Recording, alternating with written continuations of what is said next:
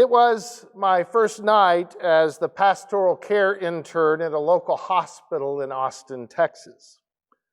Now, one of the requirements for becoming a pastor in the Presbyterian Church is a training experience called Clinical Pastoral Education, or CPE for short. And this means, in most cases, working at a hospital as a chaplain for a number of months. Now, the very first night I was on call, I received a notification from the emergency room that they needed a chaplain in the emergency room. They needed them to come downstairs because they had had a death and needed someone to be with the wife of the deceased until family members could arrive. And I will confess to you, I had no idea what I was doing. This was literally the first time I had ever dealt with a situation like this in my training as a pastor. There is no class to prepare you for it. So I was petrified, frightened of doing or saying something wrong.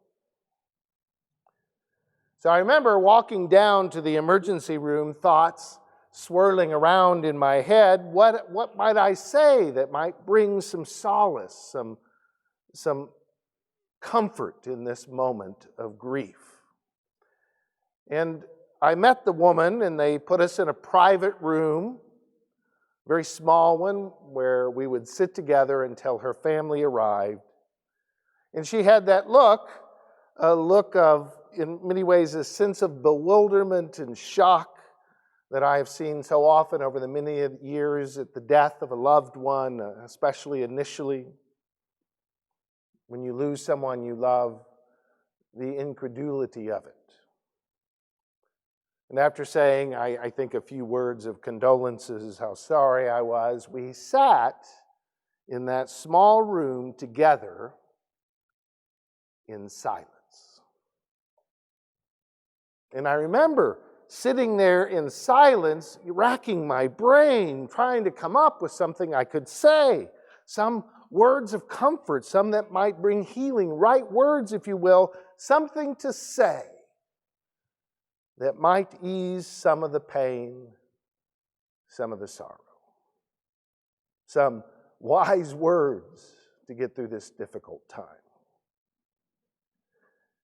Truth be told, I had nothing. So we just sat there in that small room together in silence, feeling like I was out of my depths and inadequate to the moment. Now, I think it was only about 45 minutes. It felt like hours sitting in that room in silence until her family arrived, and when they did, they embraced. And as they were leaving the room, the woman turned to me and gave me a hug and said, "Thank you." And I remember being startled because for 45 minutes, I had literally said nothing. I was so taken aback, because all I had done was sit in silence with her. So what I learned that day, one of the first lessons of my understanding about caring for people, especially in moments of grief and sorrow, is the power of silence. The power of silence in the midst of grief and sorrow and suffering. And I have come to learn over the years, as I've had more and more of those encounters and experiences, that people never really ever remember what you said. They only remember that you were there. And so by the grace of God, by my own fumbling somehow in that silence, the power of that silence, there was created a space where her grief could be acknowledged, where her grief could be honored.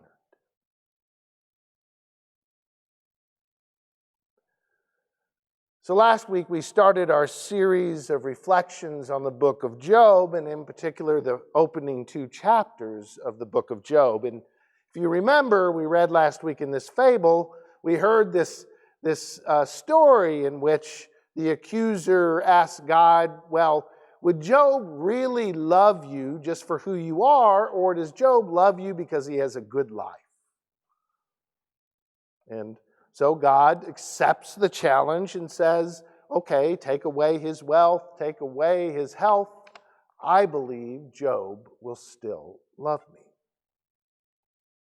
And in a series, it's almost comical if it wasn't so tragic, in which his herds become invaded and taken away, and his many, many servants killed. And there's an incident in which all his children are in a tent, and the wind knocks down the tent and kills all the children. And then even more and more his health, he has these sores and his health declines.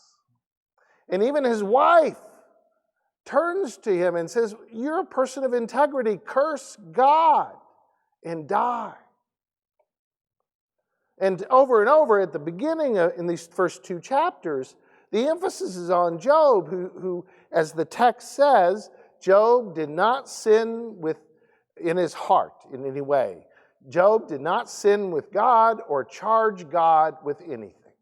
And then, yet, there's this movement, even within these first 2 chapters, that by the end of the 2nd chapter, as I pointed out last week, it says Job did not sin with his mouth, with his lips, kind of qualifying that first statement, as if within Job, there is this movement in his grief and suffering.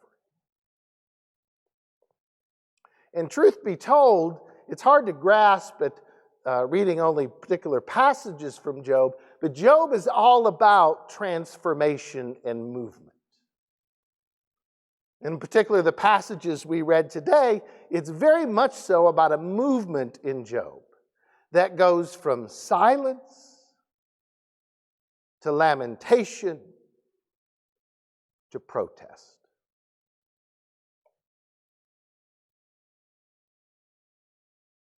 And this is a key way to understand suffering and grief. Silence, lamentation, protest.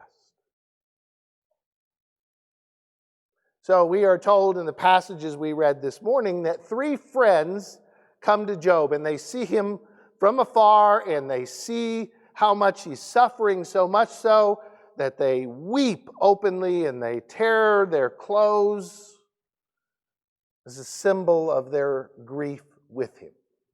And then the text says, it's just one line, it says, they sat with him on the ground 7 days and 7 nights, and no one spoke a word to him, for they saw his suffering was great. No one spoke a word to him, for they saw his suffering was great. 7 days and 7 nights.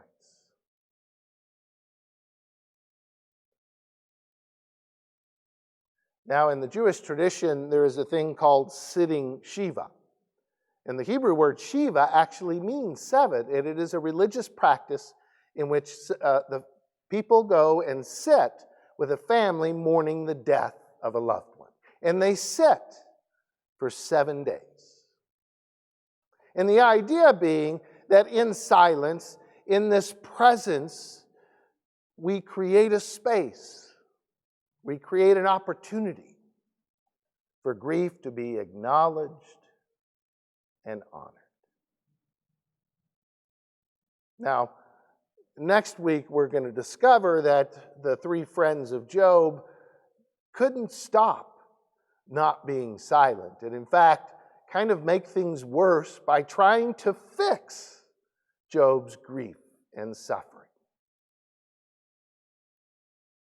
And that's the problem. And that's the power of silence, is it's not about fixing the suffering and the grief and the sorrow. It is about being present to it in profound and meaningful ways.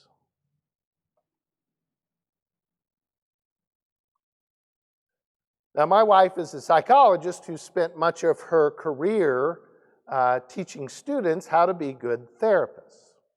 And she will often laugh that sometimes one of the hindrances to people becoming good psychologists and therapists is they're focused on fixing people, making people better. Now, that seems innocent enough. It's a good desire to have, to fix people, make them better, get them over their suffering and their grief.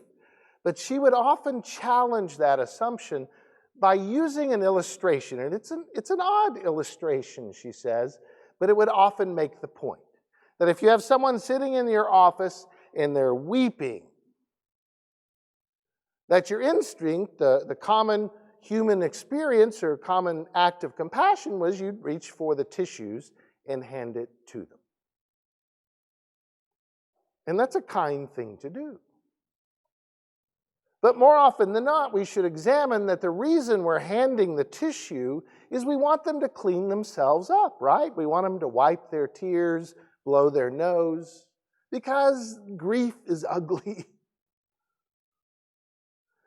That we should question whether we're offering the tissue out of kindness for them or more because of our discomfort with their suffering and grief. And that she observes more often than not, when people are handed tissues, they actually kind of stop weeping. And she challenges her students to think, is that really what we need to do? Or do we create space, a place in which grief is acknowledged, in which grief is honored? Now, the power of silence, the power of that silent presence, is that it leads to the next thing. It does in the book of Job. It leads Job to lamentation. It's beautiful images and words, but he laments powerfully. It almost shocks you with the words he says, expressing this deep, deep suffering and grief. He finally can get it out. And he curses the very day he was born. Now, that's not something very comfortable to sit with. He says in the text, "Let the day perish in which I was born, and the night that said a man-child is conceived. Let the day be darkness. May God above not seek it, or light shine on it." He is lamenting and has every right to grieve in a powerful way what has happened to his family and his life. The silence enabled that to come forward. And that lamentation then leads to something even more profound, even more challenging, his protest. He finally turns from looking inside and he begins to look to God, and he protests about his suffering. Beautiful words written here. What are human beings that you make so much of them, that you set your mind on them? Visit them every morning, test them every moment. Will you not look away from me for a while? Let me alone until I swallow my spittle. If I sin, what do I do with you, you watcher of humanity? Why have you made me your target?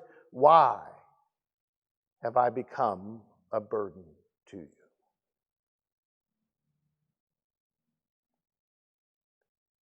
So one of the first lessons, the book of Job, about human suffering and how we come to terms with it, is the importance of silence that leads to lamentations that grows to protest. That the God we worship moves us from silence to lamentation to protest. We should allow ourselves that space in our own experiences of grief and sorrow in this world. But it occurred to me that in many ways we can apply this wisdom to our lives today in this way. Many times I've heard, and I know I've wrestled with the question, how can I be a good ally to the African American community at this time? In this time in which they're challenging systems which have killed, systems which have created such great inequality. And it occurs to me that these three ideas, silence, lamentation, and protest, is one of the best ways we can be their allies. Silence, not speaking against racism or speaking to those challenging racist ideas, but a sense of going to the African American community and not trying to fix it, because we cannot fix it alone, but actually being silent to hear, actually being silent and present so that they may share their lamentations